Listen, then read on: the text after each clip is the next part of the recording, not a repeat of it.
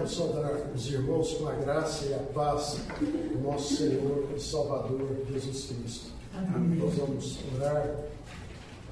Agradecemos-te, Senhor, o privilégio, a bênção de podermos estar reunidos em Teu nome e de podermos Te adorar, sabendo que só o Senhor é Deus. Que Tu estejas, ó Deus, neste momento falando ao nosso coração através da Tua bendita palavra. Ilumina-nos, ó Deus, com o Teu Santo Espírito, para que possamos compreendê-la. Usa o Teu servo, que ele seja fiel na exposição da Tua palavra. E nós te pedimos, Pai, em nome de Jesus. Amém. Convido os irmãos a abrirmos nossas Bíblias, livro do profeta Jeremias, capítulo 29. Livro do profeta Jeremias, capítulo 29.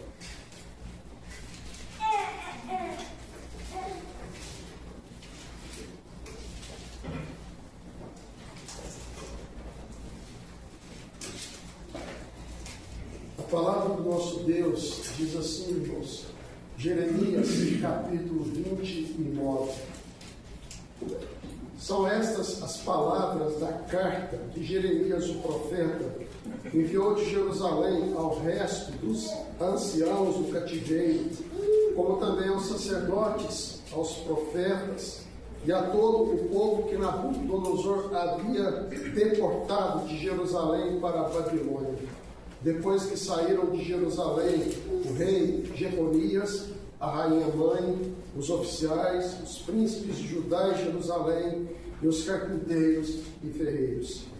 A carta foi mandada por intermédio de Eleazar, filho de Zafã, e de Gemarias, filho de Ilquias, os quais Zedequias, rei de Judá, tinha enviado à Babilônia a Nabucodonosor, rei da Babilônia, e dizia: assim diz o Senhor dos Exércitos, o Deus de Israel, a todos os exilados que eu deportei de Jerusalém para a Babilônia: edificai casas e habitai nelas, plantai pomares e comei o seu fruto, tomai esposas e gerai filhos e filhas, tomai esposas para os vossos filhos e dai vossas filhas a maridos, para que tenham filhos e filhas, multiplicai-vos e aí não vos diminuais.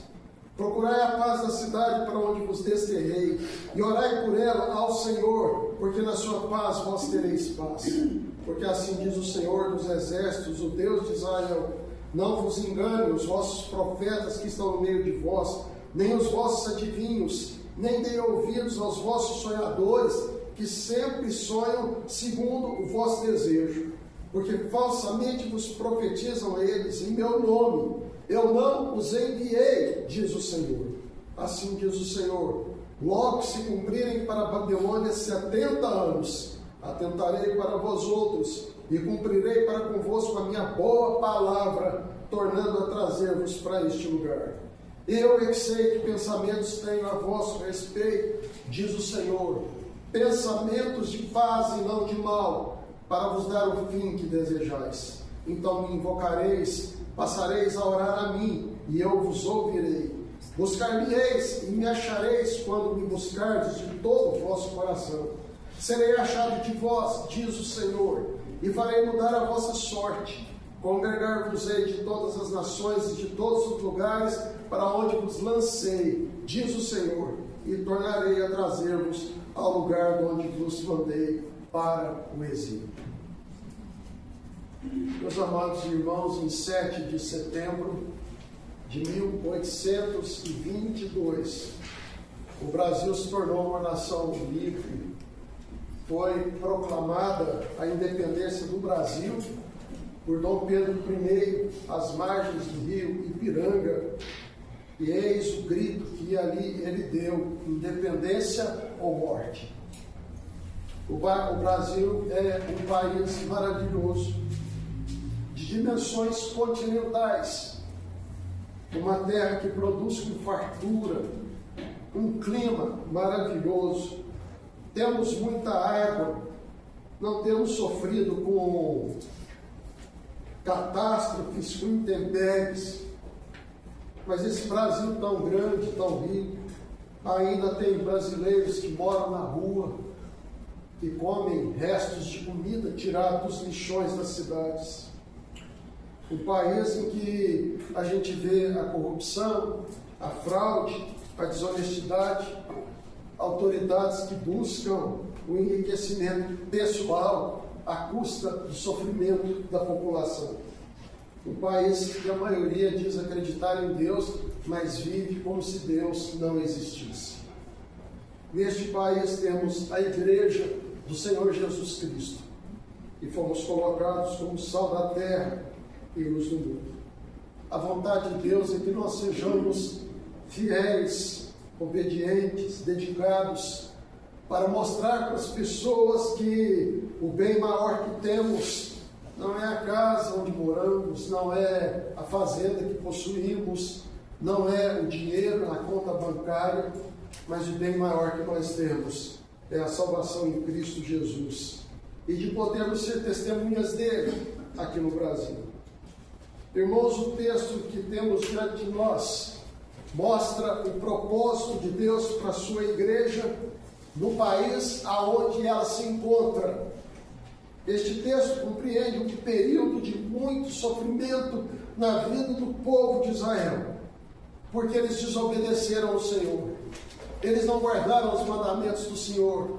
Eles foram infiéis. Eles se entregaram à idolatria. Foram rebeldes à palavra do Senhor. Jeremias, por diversas vezes, usa essa expressão. De madrugada o Senhor mandava os profetas e vocês não quiseram ouvir a voz dos profetas, não inclinastes os ouvidos para ouvi-los. Os profetas falaram em nome de Deus, o povo transgrediu os mandamentos do Senhor, o povo foi infiel, se entregou à idolatria. Jeremias diz assim: o povo deixou o manancial de águas vivas e foi cavar cisternas rotas, cisternas que não retêm as águas. Jeremias 2,13. O aviso de Deus veio: toda essa terra será um deserto e um espanto. Estas nações servirão ao rei da Babilônia 70 anos. Jeremias 25:11. Jeremias prega, Jeremias exorta, conclama o povo para que eles se arrependessem e voltassem para o Senhor, mas o povo não deu ouvidos, o povo não quis escutar a voz do profeta. Nabucodonosor então vem e cerca a cidade de Jerusalém. A sua estratégia foi causar a debilitação do povo. Ele fez um cerco em volta da cidade e não permitiu que entrasse nem comida e nem água. E o povo foi se enfraquecendo. E quando ele percebeu que o povo estava totalmente debilitado e havia brechas já no muro, ele invade a cidade de Jerusalém, destrói os muros, destrói o templo de Salomão, queima as casas no fogo. E aqueles que sobreviveram à invasão de Nabucodonosor foram levados como escravos para a Babilônia. Irmãos, o quadro é tão desolador que Jeremias vai escrever um livro chamado Lamentações de Jeremias. E ele olha para a cidade de Jerusalém e ele chora ao ver a destruição, a ruína, a miséria em que estava a cidade. O povo é levado escravo para a Babilônia. E ali eles não tinham templo, ali eles não tinham local de culto, ali eles estavam numa terra onde predominava a idolatria, mas ali estava o povo de Deus. Mesmo escravos, exilados, eles aprenderiam que não compensa deixar o Deus vivo e verdadeiro para seguir os ídolos. 70 anos ali no exílio babilônico, o povo hebreu vai aprender que não compensa trocar o Deus vivo e verdadeiro pelos falsos deuses. No exílio, o povo receberá uma carta que Jeremias envia para os exilados. Jeremias, que presenciou toda a destruição de Jerusalém, ele vai dizer para o povo que eles não voltariam imediatamente para Jerusalém. Lá no exílio se levantou alguns falsos profetas para dizer: olha, nós vamos voltar logo para Jerusalém. E aí Jeremias vai escrever a carta dizendo: não, o propósito de Deus é vocês ficarem 70 anos aí na cidade de Jerusalém. E ele vai escrever que ali na Babilônia eles deveriam plantar, eles deveriam construir casas, eles deveriam crescer e multiplicar e influenciar beneficamente a cidade. O interessante é a gente ver esses períodos de exílio do povo de Israel. Lá no Egito, durante 400 anos, eles fabricaram os tijolos para os egípcios construírem as suas casas. Agora, 70 anos no cativeiro babilônico, eles vão construir casas ali na Babilônia. Crentes que contribuíram para o progresso da nação. Meus irmãos, Deus nos colocou no Brasil. Deus nos colocou na cidade de Anápolis. Aqui nós sabemos que somos peregrinos e forasteiros. A nossa pátria é celestial. Aqui a gente vai passar. Mas, meus irmãos, Deus quer que nós possamos dar o nosso testemunho como crentes em Cristo Jesus, no país onde moramos, na cidade onde habitamos, e que as pessoas que falam contra nós, como malfeitores, que eles vejam as nossas boas obras e possam glorificar o nosso Pai que está nos céus. Eu quero pensar com os irmãos num tema: crentes que têm um procedimento exemplar como cidadãos aqui na terra. Crentes que têm um procedimento exemplar como cidadãos aqui na terra. Primeiro, promovendo o crescimento e progresso da nação. Promovendo o crescimento e o progresso da nação. Deus fala ao seu povo lá no exílio, no momento de muita humilhação. Aquele povo que experimentou grandes vitórias através de Davi, agora experimenta os reveses da destruição da cidade e são levados cativos para a Babilônia, são humilhados, são escravos em uma terra que não é deles. E a ordem do Senhor é esta. Olhemos para o texto, irmãos, a partir do versículo 5. Edificai casas e habitai nelas, plantai pomares e comei o seu fruto, tomai esposas e gerai filhos e filhas, tomai esposas para os vossos filhos e dai vossos filhos a maridos, para que tenham filhos e filhas, multiplicai-vos, aí não vos diminuais. Edificai casas, plantem, tenham famílias grandes, que os seus filhos casem, que suas filhas casem. Interessante, irmãos, que eles estariam construindo casas numa terra que não era deles, estariam plantando pomares num lugar que não era deles, e eles então gerariam filhos e filhas que seriam escravos lá na Babilônia. Meus irmãos, nós não somos malfeitores, nós somos benfeitores, e Deus nos colocou no Brasil para que nós possamos dar a nossa contribuição como cidadãos dessa terra para o progresso desta nação.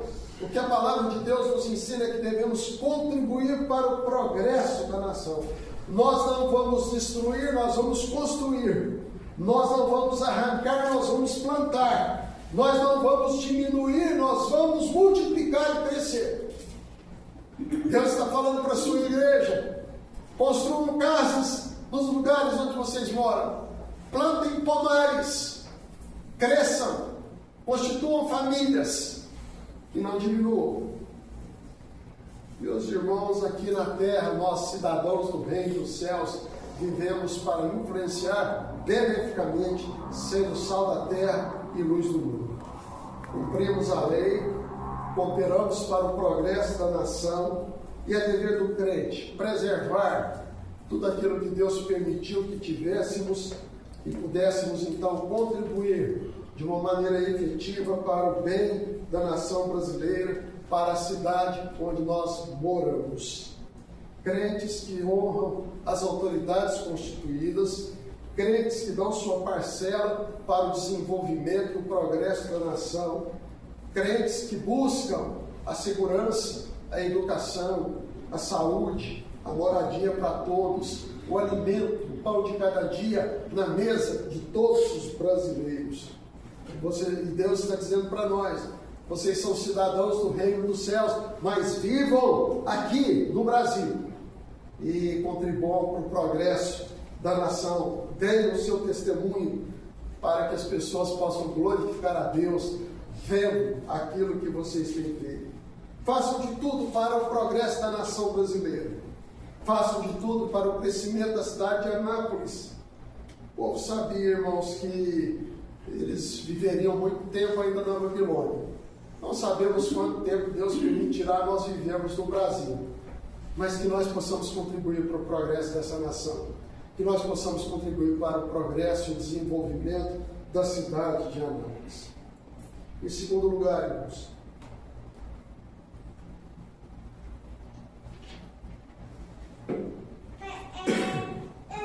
nós devemos orar pela nação brasileira. Nós devemos orar pela cidade de Búzios. Versículo 7. Procurai a paz da cidade, para onde vos desterrei, e orar por ela ao Senhor, porque na sua paz vós tereis paz. Meus irmãos, era certamente muito difícil para o povo de Israel orar pela Babilônia. Era muito difícil para eles orarem por aqueles que destruíram Jerusalém, destruíram os muros, o templo, as casas, que fizeram eles escravos. Mas Deus está dizendo para o seu povo: orem, procurai a paz da cidade para onde vos desterrei, e orai por ela ao Senhor, porque na sua paz vós tereis paz. Às vezes, irmãos, a gente diz assim: não vou orar pelas autoridades do Brasil, porque eu não votei no presidente, então eu não vou orar por ele, não votei no governador, não vou orar por ele, eu não votei no prefeito, não vou orar por ele. Estamos errados, irmãos. É claro que nas eleições nós temos a nossa opinião pessoal, nós temos os nossos candidatos, cada um de acordo com a sua convicção, mas depois das eleições, irmãos, o nosso dever é orar pelas autoridades constituídas. A palavra de Deus diz que nós devemos interceder por todos, inclusive pelas autoridades, para que nós tenhamos vida tranquila e mansa. Meus amados irmãos, os babilônicos, eles fizeram os judeus escravos, mas esses escravos vão orar pela Babilônia. Interessante, irmãos, que os valores do reino são diferentes dos valores aqui da terra. O Senhor Jesus diz: amai os vossos inimigos e orai pelos que vos perseguem. Mateus 5,44. Meus irmãos, não é fácil a gente orar pelos inimigos, amar os inimigos e orar pelos que nos perseguem, porque é fácil amar os amigos e orar pelos nossos aliados. Difícil amar os inimigos e orar pelos que perseguem, mas é dever dos crentes em Cristo Jesus orar pelas autoridades constituídas. Não é uma questão de sugestão que a Bíblia faz para nós, é um mandamento que Deus manda a gente cumprir, que nós oremos, que nós intercedamos para que nós tenhamos vida tranquila e mansa na terra onde vivemos. E nós precisamos confiar que a bênção do Senhor vem quando o povo de Deus ora, quando o povo de Deus busca o Senhor. É dever de todos nós orarmos pelas autoridades constituídas. Irmãos, estamos vivendo um momento delicado no nosso país, os irmãos sabem disso. Momento em que estamos convivendo com uma situação até de belicosidade, com uma biparidade de pensamentos, aonde um grupo pensa de um modo, outro grupo pensa de outro, e eles estão quase que em pé de guerra. Vivemos hoje no Brasil, num lugar reunindo outro grupo, um grupo em outro lugar, outro grupo na mesma cidade, em várias cidades brasileiras. Estamos à véspera de um julgamento que certamente vai trazer consequências para a nação brasileira. E, irmãos, cabe a nós orar. Cabe a nós, como crentes em Cristo Jesus, clamar pela misericórdia de Deus.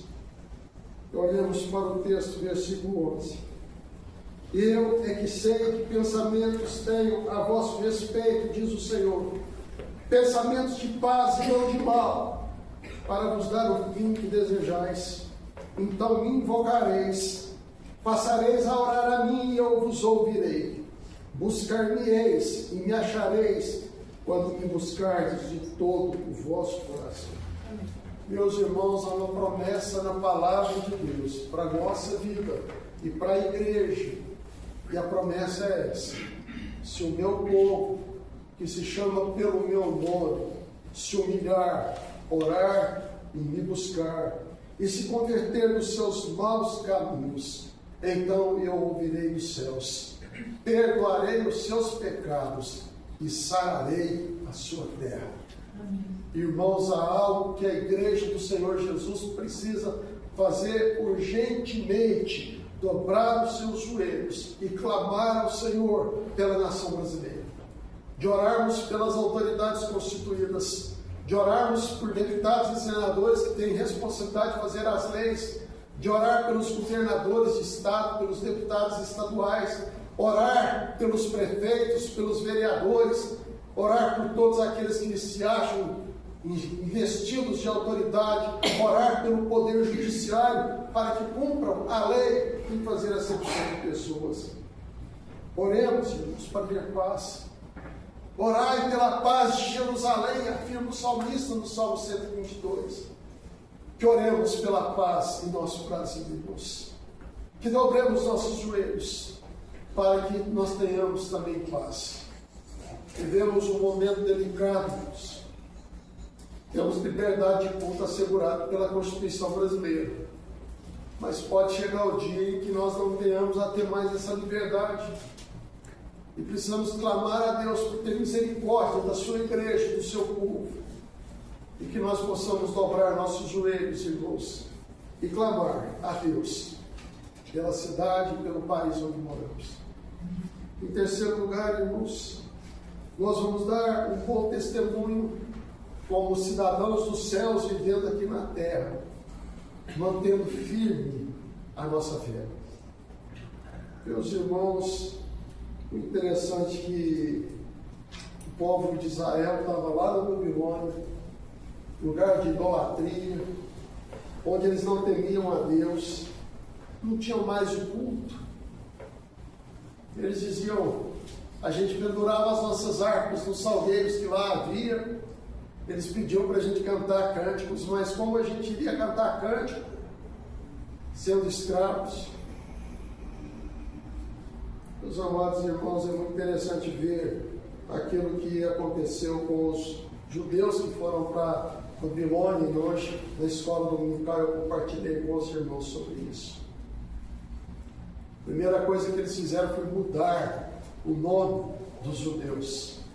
Porque o nome dos judeus fazia referência ao Deus de Israel. Daniel, meu juiz é Deus. Ananias, Yahvé gracioso. Misael, quem é como nosso Deus? Azarias, Yahvé tem ajudado. Yahvé é o meu socorro. E aí eles mudam os nomes destes servos do Senhor que estavam lá na Babilônia, para agora eles terem nomes relacionados com as divindades de Babilônia. Daniel agora vai chamar Beltesazar. Que Bel te proteja, que Baal te proteja. Não é Deus o meu juiz, agora é Baal te proteja. Sadraque, o mandamento de Acu. Acu era o Deus Nua dos sumérios. Mesaque, quem é como Acu? Não é quem é como o nosso Deus. E Abed-nego é servo de Nego. Nego é o Deus babilônico, Mercúrio. Eles podiam trocar os nomes, mas eles não podiam trocar o caráter destes homens que confiavam em Deus. E eles vão passar pelo primeiro teste, irmãos. Eles eram jovens, de boa aparência, doutos em todo conhecimento e sabedoria. E eles foram escolhidos para estar no palácio do rei. E foi-lhes dado comer das finas iguarias do rei, beber o vinho do rei, a melhor comida e a melhor bebida. E Daniel e os seus 3 companheiros não quiseram se contaminar com as finas iguarias do rei. E eles pediram para comer legumes e beber água. E eles dizem assim: façam um teste 10 dias, vejam a nossa aparência. E depois de 10 dias a aparência deles era melhor do que aqueles que estavam comendo das finas iguarias do rei, bebendo o vinho do rei. Mas eles vão passar por testes mais severos ainda, aonde eles vão demonstrar a coragem de dar seu testemunho. Nabucodonosor levanta uma imagem de 30 metros de altura e 3 metros de largura, e ele diz assim: todos, quando ouvir o som da música, vão prostrar e adorar a imagem que levantei. E quem não prostrar, eu vou lançar na fornalha de fogo ardente. E os 3 companheiros de Daniel, irmãos, eles não se prostraram. Então Nabucodonosor dá uma oportunidade para eles: olha, vou tocar de novo o som da música, e vocês então vão dobrar diante da imagem, vão orar. E se vocês não fizerem isso, eu quero ver qual é o Deus que livra vocês da minha mão. Nabucodonosor achava que ele tinha o poder de dar a vida, e ele achava que ele tinha o poder de tirar a vida. Irmãos, quem dá a vida e quem tira a vida é só o nosso Deus. E os 3 companheiros de Daniel vão dizer assim para Nabucodonosor: ó rei, nós não precisamos te responder. Se Deus quiser nos livrar, Ele nos livra. Se não, fica sabendo, ó rei, nós não vamos prostrar diante da imagem que tu levantaste. Irmãos, o rei mandou acender 7 vezes mais a fornalha. E ele atou aqueles homens com as suas roupas, os seus chapéus, os seus mantos, e os lançou na fornalha de fogo ardente. A fornalha estava tão acesa, irmãos, que aqueles que lançaram, os 3 companheiros de Daniel, morreram queimados. De repente, Nabucodonosor olha lá para dentro da fornalha e vê 4 homens passeando, livres, soltos. Deus mandara o anjo dele e livrou os 3 companheiros de Daniel. Mas não para aí, irmãos, as provas. O reino da Babilônia cai. Os medos e os persas vão dominar o reino da Babilônia. E no reino de Dario, Medo, Daniel, ele foi colocado entre os 3 homens mais importantes do império.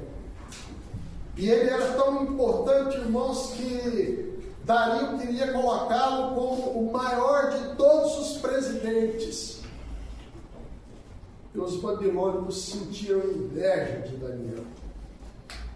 E eles começam a procurar alguma coisa na vida de Daniel para acusá-lo. E eles não acharam nada que pudesse comprometer o testemunho e a vida de Daniel.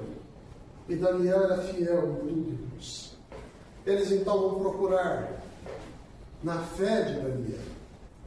E eles procuram então Dario. E diz assim: Dario, faça um decreto, um interdito na lei dos medos e dos persas, para que durante 30 dias ninguém faça nenhum pedido a não ser ao rei.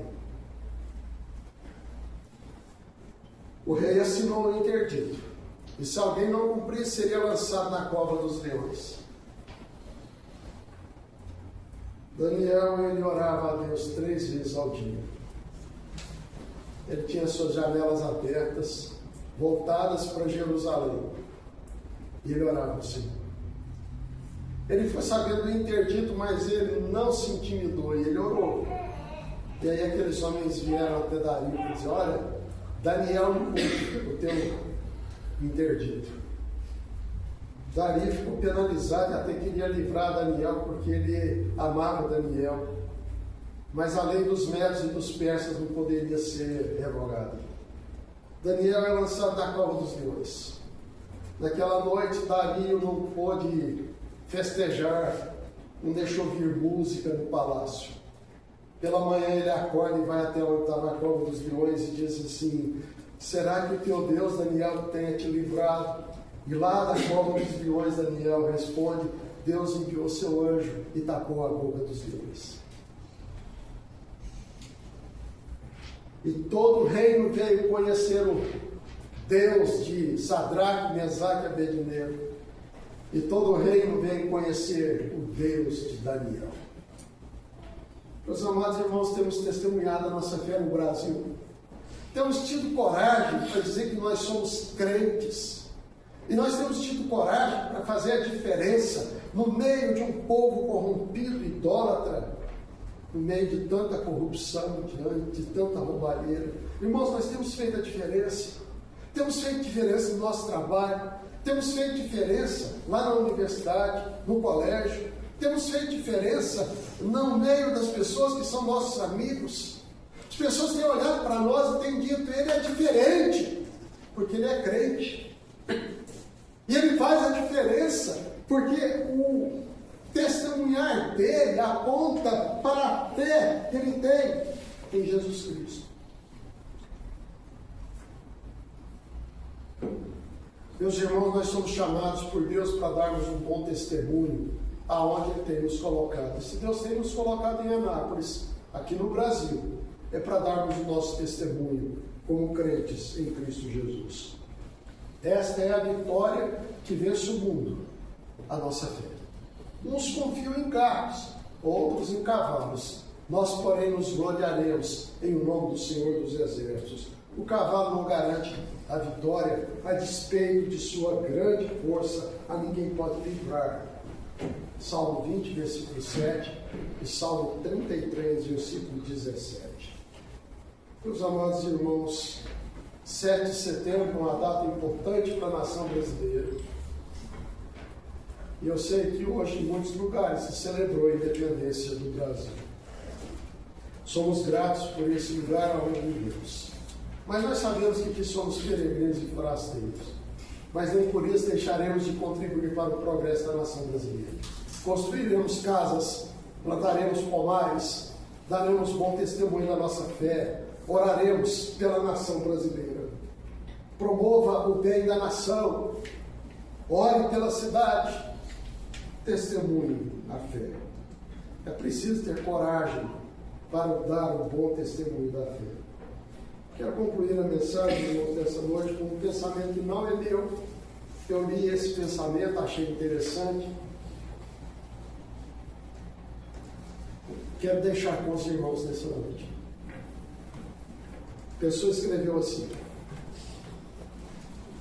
sofro da síndrome das manhãs de segunda-feira.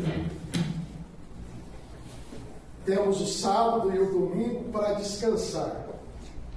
No domingo temos escola dominical, almoço em família, culto à noite.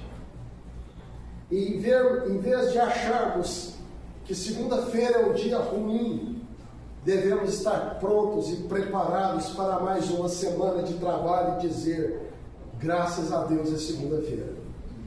Somos chamados para servir a Deus, honrar o seu nome nas atividades que podemos desempenhar. Nosso trabalho é bênção do Senhor e podemos glorificá-lo no que fazemos. Nosso trabalho não é somente algo necessário e doloroso, porque precisamos obter o sustento financeiro. Nosso trabalho é bênção de Deus e podemos servi-lo e honrá-lo através do que fazemos. Deus nos abençoe. Vamos orar. Senhor Deus e Pai, queremos te louvar e te bendizer, porque nos deste, ó Deus, uma cidade para morar, um país aonde habitamos, tão rico, tão maravilhoso, de tanta prosperidade, Pai.